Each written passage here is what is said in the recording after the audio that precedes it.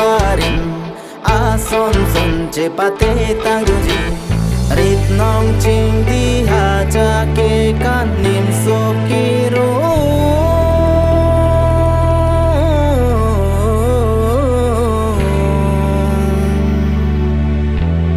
ke tang e seng rong ho chi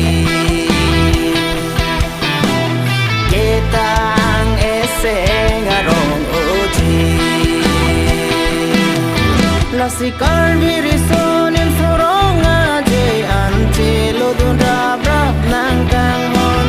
kar diri son in sorong a je an tang dun ra brap nang o kang mon pin dai sun po che pate ta do ji a son son ke pa tu ta do ji de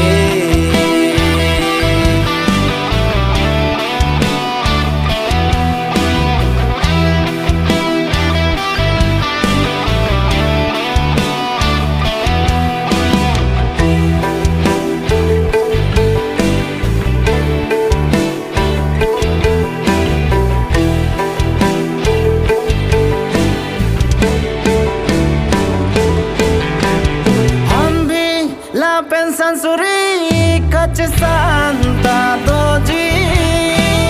la pen thong nok be ka che pate ta doji ding dong dang ke dam ka che pate ta doji bathi like ap ka che pate ta doji chelenga thi pai anta tang dam long ji la pen no theng pi an ta li tang dam long ji jeleng a the pai an ta li tang dam long ji la pen no theng pi an